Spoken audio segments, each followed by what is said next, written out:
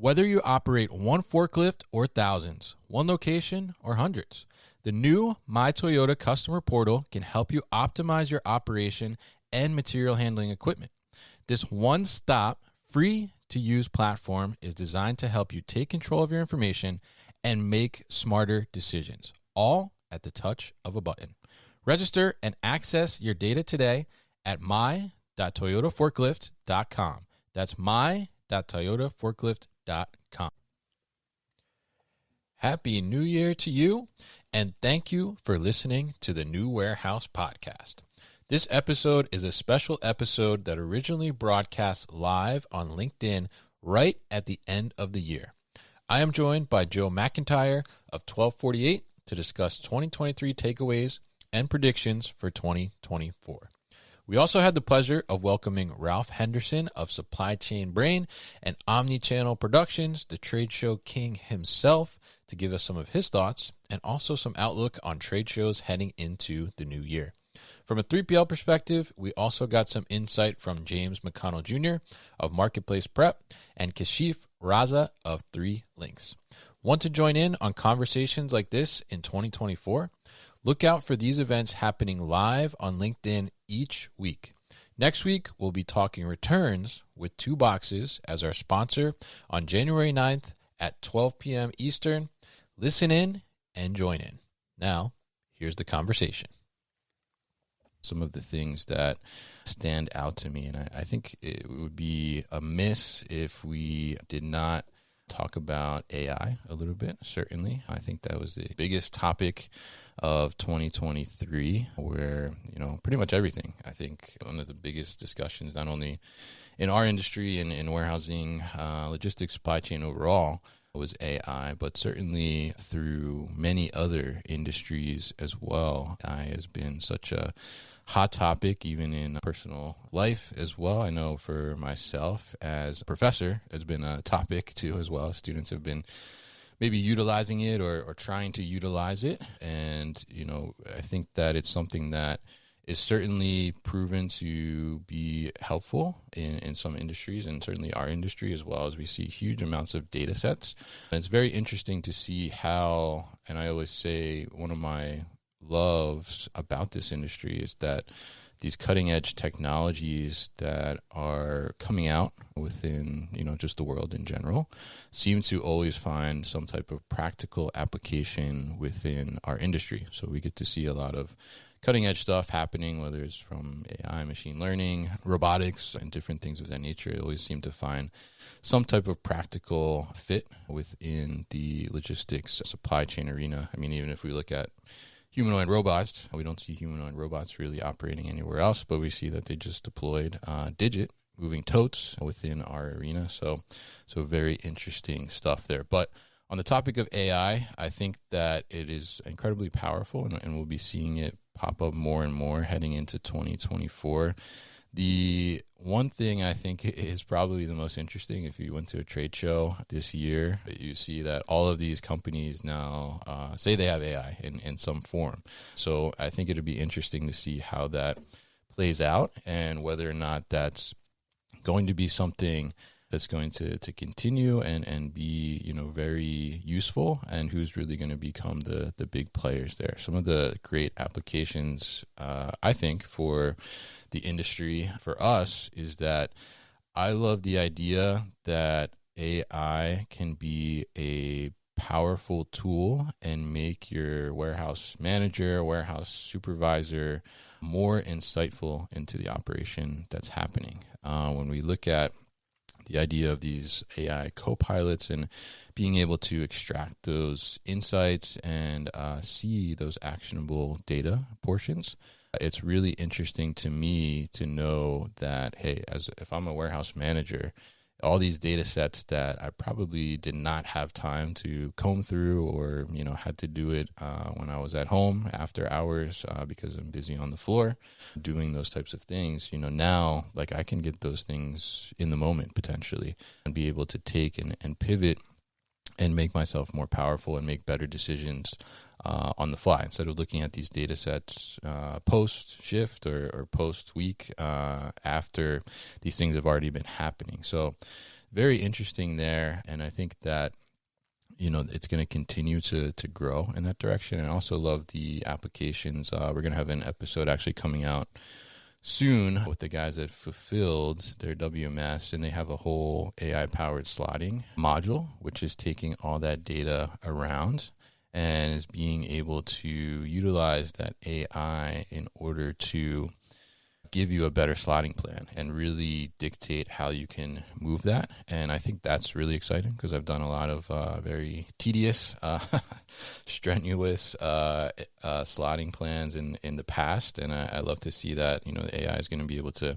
handle that, and then also understand, like, where are you within that position of being able to do it in a more efficient and effective way, more manageable way, in a sense, right? Because a lot of times, if we look at slotting as well, we're looking in the fact that, it's going to be, by the time you redo your entire slotting plan and move everything around, sometimes, things move so quickly that it's already outdated in a sense. So if we're able to utilize some AI and a tool to be able to do that in a faster way, then we can keep up with it in a more meaningful way here. Ralph, what's up, man? How are you? Hey, guys. How are you? Good. Good to hear from you here. Yeah, nice to hear from you guys, too. Joe, you did a fantastic job, by the way. Oh, appreciate it. Yeah, no, my pleasure. Happy holidays, everybody. Happy holidays to you, Ralph. What do you think of for 2023? What are some highlights for you? Well, I mean, specifically talking about AI, first of all, I can tell you, being in the industry now for 32 years, I was actually amazed at how truly effective it is. I kind of went into it with a bit of a cynic's perspective and wondering how it was really going to be applied. But I've seen several places now where it's been, really well applied. For example, I saw one presenter talking about earned media and putting together articles, and just how, and she gave examples and actually, did some applications. And I was very impressed. I mean, it wasn't like it was taking over, but what it did was it took what you did and really helped to clarify it and make it more salient and understandable and what have you. And that's what I liked about it. So that was for me, for AI, in addition to what's going on in the warehouses and obviously the operations and what have you, just seeing it help us be better articulating what's going on, I thought was fascinating. And then going into 24, I'm kind of a glass half full person. And so, and again, having been on the planet for now, 60 years, I just find that we're pretty resilient as an industry. And so I feel like 24 is going to be that year where, for those of us who remember the Rocky movies, I just feel like 24 is going to be the Rocky year for us, where we're just going to pound ourselves through this thing and get through it. And then I feel like people feel like it's going to start looking up from there, but we've just got to get through this year with the general election and everything else that's going on. So I'm optimistic about where things are going. And again, I say that as a 3-decade plus veteran and obviously working for, one of the media outlets. So appreciate you guys and wish you all the best. Yeah, definitely. Thanks, Ralph, for joining in here. I got a question for you actually for 2024, because you're at like every trade show out there. I mean, what what trade shows would you recommend? That's a question I get asked a lot as well. Yeah, no, and as a trade show advisor back in the day, it's one I get asked quite a bit often. And so, like any good advisor, you always answer a question with a question, even though, all your educators told you not to do that. So the questions really become, what are you looking for? And I'll give you some examples. Like if you're looking for horizontal shows, things that cross industries, cross different platforms and disciplines, I would say you're going to want to start looking at some of the trade association shows, like your MHI Modexes and your CSCMP Edges, and even Manifest coming up in February at Vegas, I think would be a fantastic one as far as the horizontal. But then I would also recommend for people looking for that, quote, great trade show, start looking at verticals. I don't think we do this enough with our strategies. And being a former submariner, I call it the periscope strategy, where you should pick one horizontal minimum and one vertical minimum, and then figure out what your target is in the middle of that periscope. So find an industry you love working in, people you love working with, whether that be high tech, apparel, pharma, whatever. Every one of them has a wonderful show out there. And I would just encourage everybody to look for that depending on what you're looking for. And then cross-pollinate your marketing, your campaigns, your communication with those two shows through the year in preparing for them, executing them, and then following up with them. That would be my 90-second advice for people for shows. All right. Definitely appreciate that, Ralph, because I think that's a big thing that people ask. And especially since we've come back in person and, there are so many shows popping up all over the place, and we'll be at Manifest too. So we'll definitely see you out there. So, yeah. Thanks. I remember, Kevin, when we were in the housing crisis in, 08, 9, and 10, and people stopped traveling and stopped going to shows. And I was told by the owner president of a very well-known company that people weren't going to go to shows anymore. That was a thing of the past. And in 2015, CEIR did a report on shows, and we went to more shows, paid more money, spent more time at shows in 15 than ever in the history of the country. And that was 5 years after what happened. So I'm pretty sure the shows are going to do okay for the next few years. Yeah, definitely. All right, cool. Well, it's great to hear from you, Ralph, and thanks for joining. And we'll definitely be looking to see you in the coming year at some trade show. I'm sure we'll see you there. Yeah, and let's collaborate. Let's get together. It'd be a blast to work with you again. Yeah, absolutely, definitely. Thanks for joining here. So Joe, what do you think? I doubled down on some of your talk about AI, and then I added in also some stuff about gig and supplemental labor, and how those two things combined are going to, I think, start to level the playing field for some of the smaller and medium and more boutique size fulfillment providers. And that I saw that starting to happen in 2023, and I think that that's going to get a lot more steam in 2024 as people are becoming more educated in SaaS solutions, how to use them within their warehouse, where funding is going and coming from. I think it's going to be an interesting time. And I think we're going to start to see some consolidation, but we'll start to see the playing field level out of it, especially when it comes to doing things like labor planning. So that's what I'm seeing in 2023 and what I'm bullish about in 2024. All right. Interesting. Yeah. I think it's really interesting. I'm curious, like from that front, because you deal with a lot of 3PLs and things of that nature. Do you think that, because we're seeing so much, like you said, like technology coming in and SaaS products and things of that nature, and, a lot of, I guess, historic and older 3PLs, have been kind of traditional in their ways in some aspects. And do you think that there's going to be more embracing of technology, and is that going to be pushing more kind of 3PLs to the forefront and being able to help those brands a little better? Yeah, I don't know if it's going to be so much that there's more embracing. I think it's going to need to be it's not going to be a guy or get on or get out. But brands are much more technology aware and much more technology focused. And I don't know if they necessarily know what they want and what they need, but they think that they need that technology. There are tons of people who are legacy buildings with legacy things that are working just fine. And my professional opinion would be we got to get to the future sooner. But that works for them, right? And I'm never going to tell somebody how to run their own business. But the people who are, I think, adopting the tools that are out there, the emerging technologies, are going to come to the forefront because it's going to help them control their costs, which is going to allow them to be a lot more favorable for brands. Right? Like if we've learned anything in the last 8 to 12 to 18 months, brands and fulfillment providers, businesses in general that have really sound operations survive uncertainty, right? Because they have already trimmed the fat for the most part where they need to, and they have really sound processes, and that's what's going to matter, right? So I think it's a long-winded answer for you, but people will need to start accepting and using the technology in order to survive and thrive in their business from a fulfillment standpoint. It's going to start to be expected by brands. It already is to an extent. The trip up that people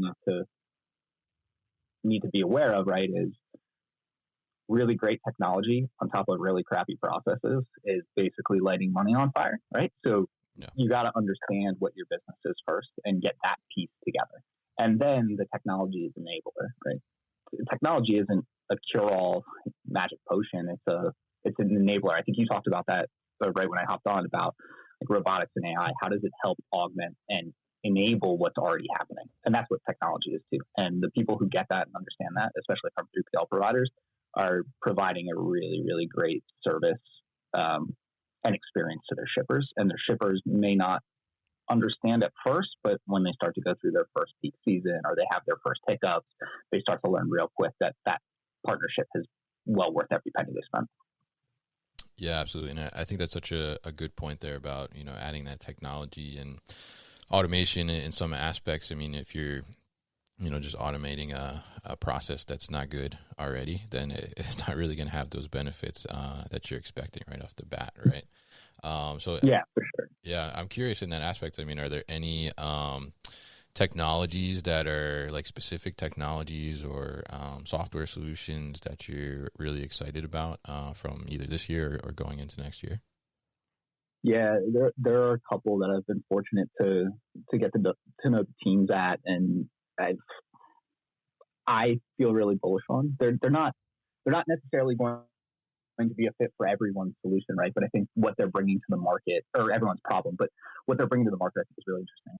I took this pivot moment earlier this year where I was like, hey, there's a lot of software solutions out there for demand planning and demand forecasting using AI, and they're awesome, right? Mm-hmm. I used them on the shipping side before.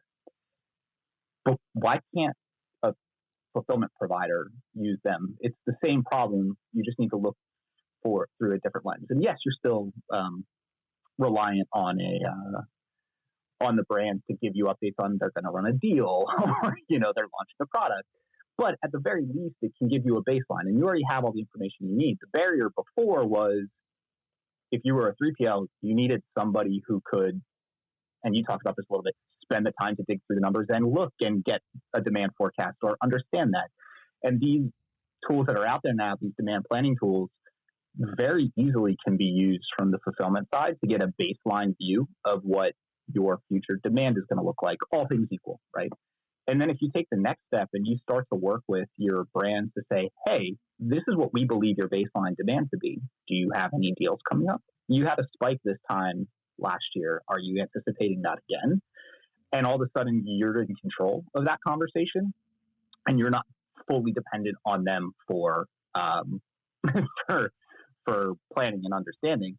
And now what you can do is you can get really far ahead on your labor, on your physical capacity space, on can I take another customer on or not? And I think we're going to start to see that coming through. One of those systems that I have come across that I like for that a lot is a company called Spearcast. And I'm more than happy to talk to anybody who wants to talk about that. They started out focused on brands and they still provide that. But one of the shifts that they've made is enabling fulfillment providers and talking with fulfillment providers about, hey, this is how this can bring you value. And also you can provide it to your customers, help them understand what's going on. Then everybody starts to win. And so there's a lot of different demand planning tools out there that you can do this with. But I think there are some features within that for both brands and for 3PLs that I feel very strongly about. They're in their infancy, so keep an eye out for them further into 2024. But I feel pretty good about them. And there's some other people out there too that you can do this with as well. Like Fleber, that's a little bit more enterprise. And there's a bunch of other AI solutions.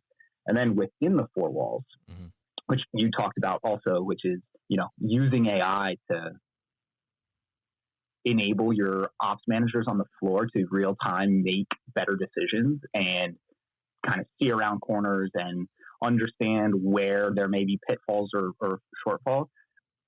I spent time at Amazon, and that was the first place that I had seen, a warehouse cockpit, more or less, right? And I had every piece of information in front of me in a digestible way to execute effectively.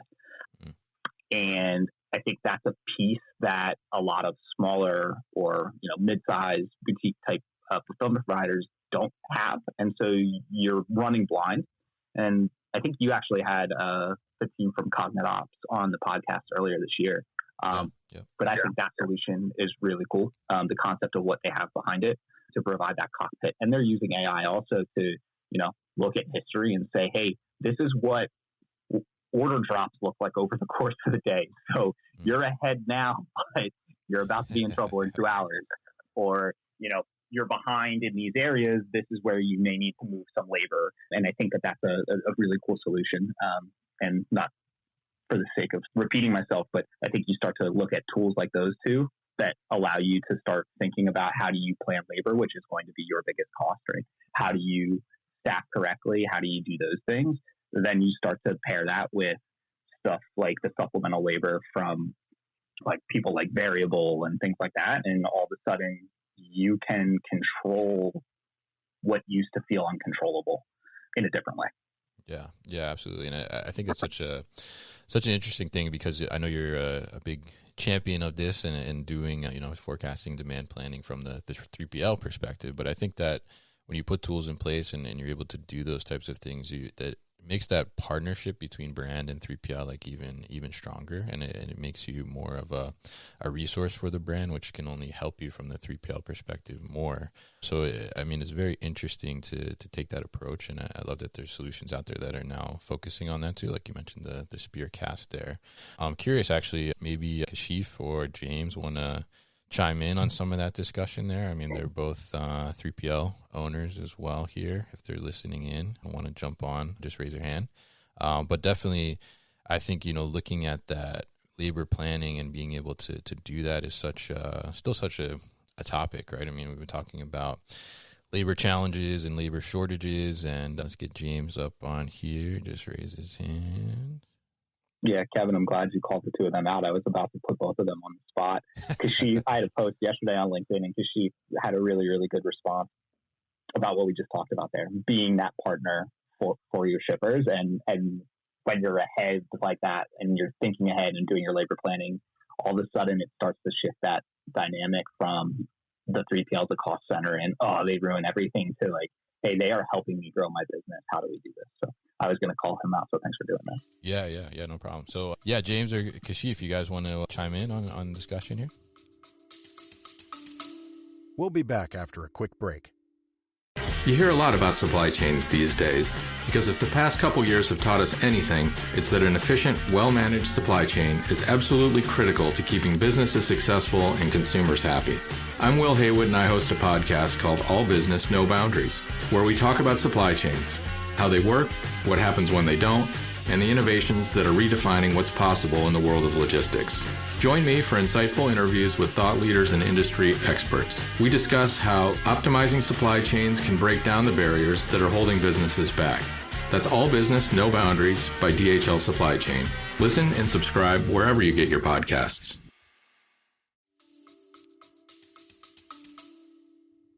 Sure. We've been using flex staffing firms. We've tried out a lot of them, and right now we're using Bacon, but I'm sure everyone has at least one of the vendors out there near them, and that allows us to. What I've learned is ramping up is easy. Ramping down, you don't want to get hit with like the expectation that this quote temp job is year round, and ramping down is much more important than ramping up, because ramping up, you need people. You throw enough money out there, you can get people. But the problem is what do you do when you're done? So managing those expectations for ramping down was really important, because we brought on up to, I think, 12 people at a time. Now, keep in mind, my facility is pretty small, so 12 people is a lot. And right now we're bringing on 0. Obviously, I have my core team that they're always with me, but flex staffing up to 12 down to 0 was really, really critical, because our Q4, because we primarily do prep, it can't go up till Christmas, because by Christmas it's already too late. Our Q4 is like September to November, and we were doing multiple trucks a week, etc. because we had a lot of Christmas stuff to do. And it wasn't like, hey, we can just get this done whenever we feel like it. But it's also very different than D2C in a sense that, hey, D2C is a highly reactive. You need to get that stuff out very, very quickly. Mm-hmm. One thing that our client for that large project did, so we have multiple clients, obviously, but that large client was able to help us plan throughout the year. And in fact, we're already planning 2024's Christmas season now. He actually flew down to my facility this past week. And part of that, not all of it, but part of that was planning next year. He wants to ramp up volume, which means we'll have to ramp up volume, which means we're also going to have to figure out strategies that are very different than last year. So like Joe kind of speaks on it, it's not just a 3PL scaling up, it's coordinating with the seller or the vendor, or whoever you work with, your client, and saying, hey, you need to understand that this is a two-way street. And if you're going to ramp up, and in my client's case, he wants to double his volume. Well, you can't just dump it on us in the same exact way you did it last year. Last year we did good, but if you want to do double, we couldn't do what we did last year. So we're going to change up things. We have some things planned. We're actually going to rent drop trailers to store the completed goods until they're ready to ship later in the year. But little things like that require planning, coordination. I'm trying to get some contacts with effectively drop trailer companies. Most people think, oh, you're at a warehouse, then you can drop trailers at your own warehouse. Well, I'm the actual opposite. I actually need drop trailers because my warehouse can't hold it. So thinking about that now, even though my warehouse is basically empty right now, I'm thinking about that all the way through next year. But yeah, that's kind of how we plan, is just coordinating with clients and starting early. All right, definitely. Thank you, James, for that. Very interesting stuff. It's James from Marketplace Prep. If you guys are not familiar, be sure to connect with him. And sounds like if you have drop trailers, there might be some business for you there as well. So how about Kashif? You got some input there? What are you guys seeing on your side? Absolutely. Good morning, everyone. I was quickly pulling over so that I could speak.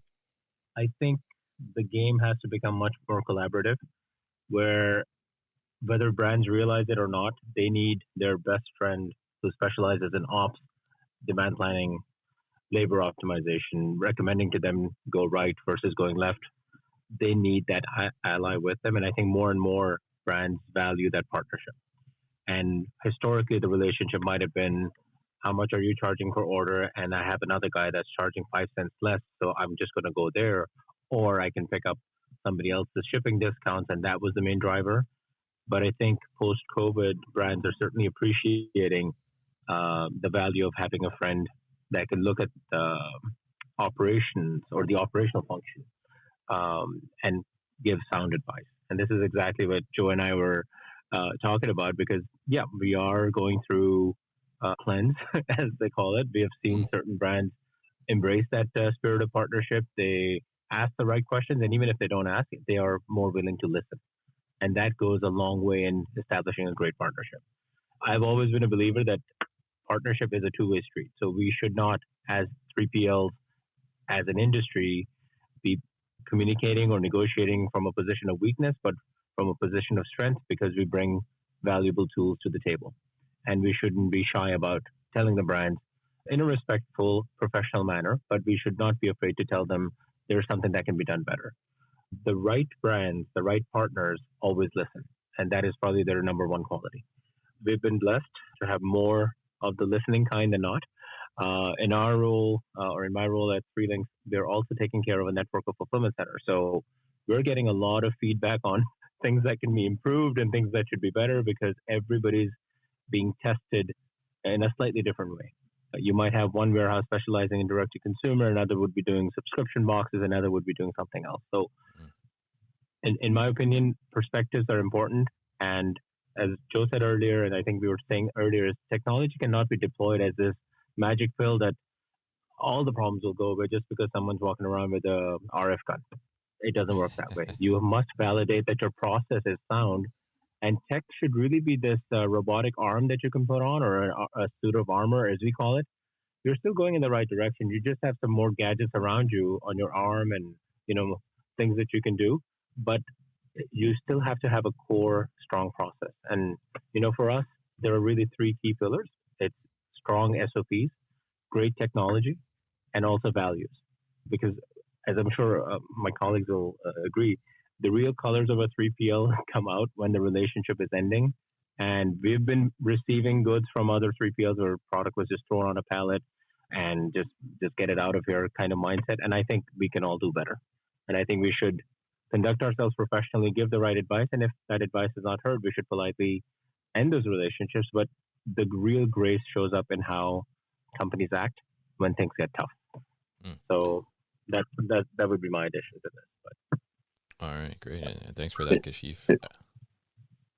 If you don't mind, I just want to add, you made a fantastic point about the kind of brands allowing themselves to be educated. I am by no means an expert at everything shipping or whatever, but I've had clients come to us that are massively successful sellers. I mean, they're doing 10, 20, 30, 40 plus $1 million a year in sales. And they're fantastic marketers. They're fantastic at advertising, but often their supply chain or operations has some weaknesses. And I say, hey, you don't have to listen to me, but like this piece of advice, like you could save thousands of dollars here or whatever. And just like she said, the ones that listen tend to flourish because they realize we're not coming to them to correct them or come with ego. We're literally trying to help them. And then in return, like that just builds the relationship. It's not just a demand planning relationship, but it's also like, hey, how can I help you grow your business and you make more money, which in turn gives you more volume for my 3PL or whatever. It's always a win-win and it's almost never one-sided. Absolutely. You're 100% right.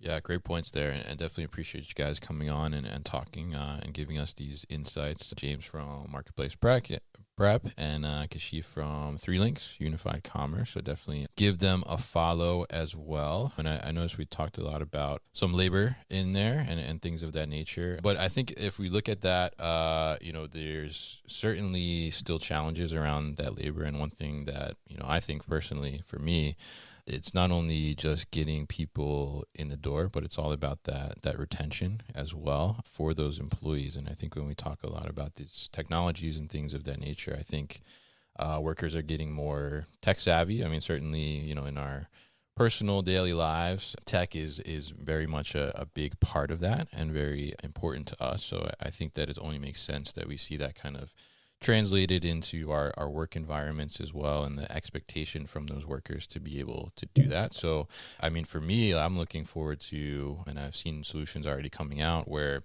they're very focused on the user experience and the user interface, being able to have that translate to something simple as like an app that you would download on your smartphone and have it as intuitive like that as well. And I think that's going to help and go a long way for when it comes to being able to retain employees and make that work experience better and make more sense, especially as we start to look at these newer generations, these Gen Zers, I guess, coming into the workplace. And, we don't want to put them on kind of a legacy system or black screen with green type on it or anything like that. They're looking for intuitive technology, and that's the expectation. That's how they've grown up. I know some of my students that I teach, and we talk about supply chain and some technology and some of the things. I think their expectation is that when they go into the workplace that high tech is going to be there and technology is going to be in that arena, in that field to wherever they go. So I'm really interested to see how that continues to grow and be able to see those types of intuitive things.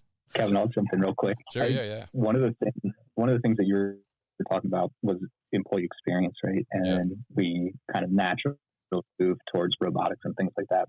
And I forget exactly, and maybe you said it earlier, but also, cost of labor pool, everything like that.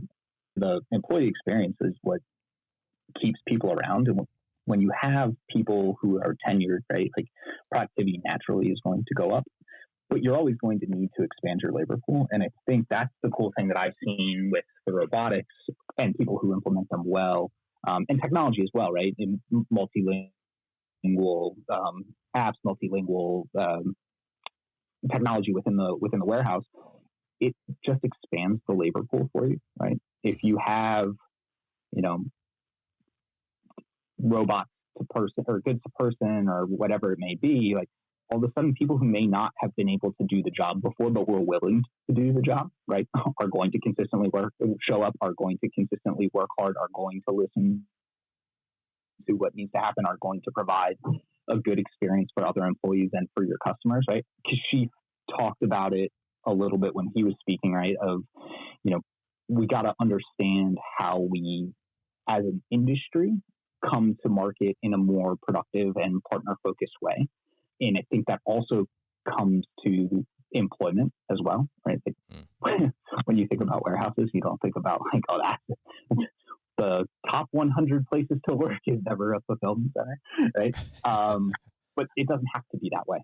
And I think that there's going to be some shifts in that, but it's also helping our peers understand, right? Like robots and automation don't always equal high costs, right? Maybe higher costs or maybe a barrier right at the beginning, but the long-term value that they can bring when you talk about, increased retention, right? Reduced errors, increased productivity, like it starts to pay for itself pretty quickly. And it's not replacing people, or it's not, it's enabling everybody to do better. And I think that that's something that I want to focus on trying to get out to the public more in 2024.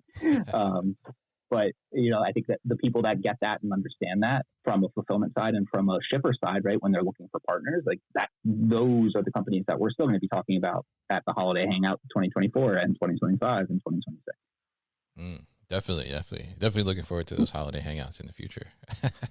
But yeah, I mean, I think it's such a good point too. Like, you look at the robots and investing in automation and things like that. And like you said, I mean, it's taking your existing employees and it's just giving them the more power to do more and be more productive. And I think, like you said, you're not seeing, warehouses and fulfillment centers at the top of the list for best places to work. And when you look at those things and a lot of those tasks and jobs that automation is coming in and not necessarily replacing, but enabling it to be more productive or taking away those repetitive tasks. I mean, if you have somebody come in and their job is to palletize from a sort or something like that, or just label boxes all day, I mean, that employee is not going to have longevity there if that's what they want to do, right? I mean, nobody wants to just be doing the same thing every single day for years to come, right? So, being able to address those things and being able to enable them to do better, more meaningful tasks and things of that nature, I mean, I think is certainly the key to recognize there. And also from that retention perspective, if you put somebody in a job that nobody wants to do, it's going to be hard to keep people in that. So, I mean, I think on that front, for me, from an automation robotics perspective, what's really exciting, I think, going into 2024 and was exciting seeing in 2023 is, I would arguably say that one of the most difficult tasks within a warehouse facility is unloading floor-loaded containers. So I think it was, fantastic to see at ProMat this year how many different solutions there are that are addressing that, and in different ways too. I think we had like Mujin has one, Pickle Robotics was doing one, Boston Dynamics, obviously with the stretch, and I think Fox Robotics as well, and then Slip Robotics too, are the ones I can think of off the top of my head. But I think that technology is super exciting to me because I'm passionate about the worker in the warehouse. And I've been, I ran a facility before where, we're doing several containers a day of floor loaded stuff. And that's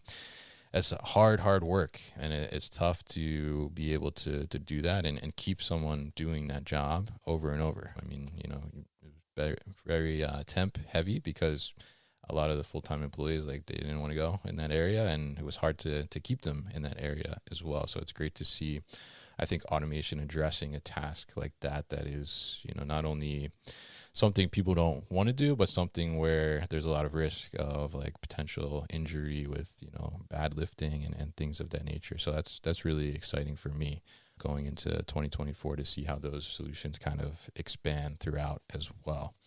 So yeah, does anybody else that's listening want to chime in with some 2023 thoughts or 2024 excitements? Just raise your hand and we'll throw you on stage here.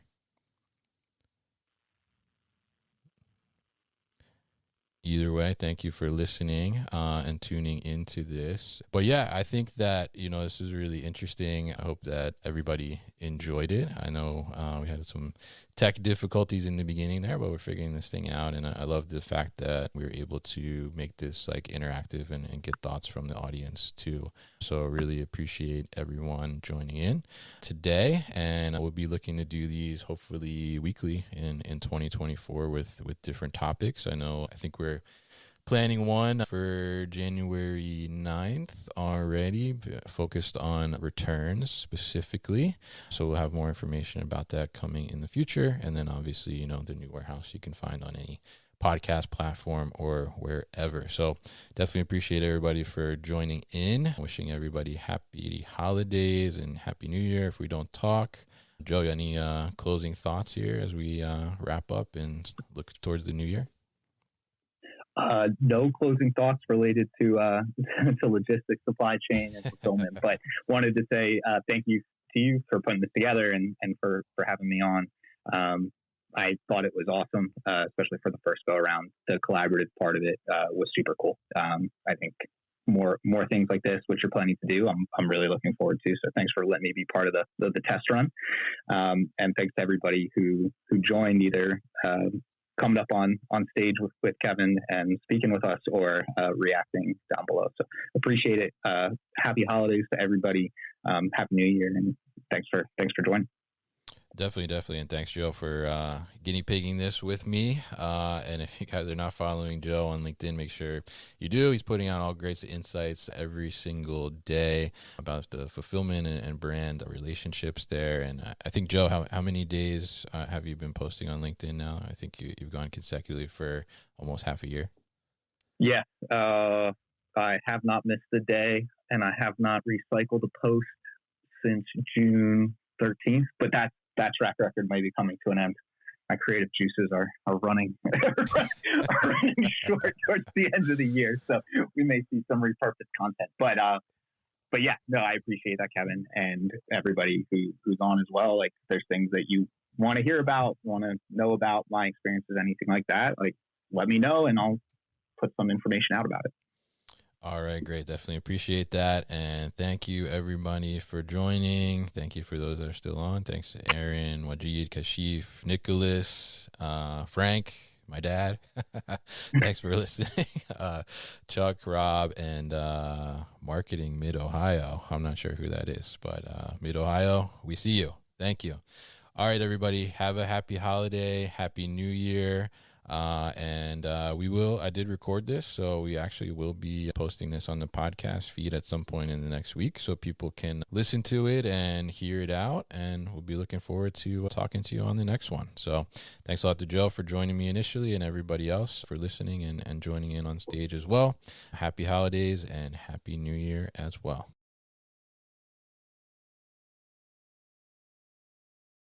Thank you for listening to this episode. If you want more content from the new warehouse, check out our new video series called All Hands on LinkedIn. Just search for the new warehouse on LinkedIn and follow along.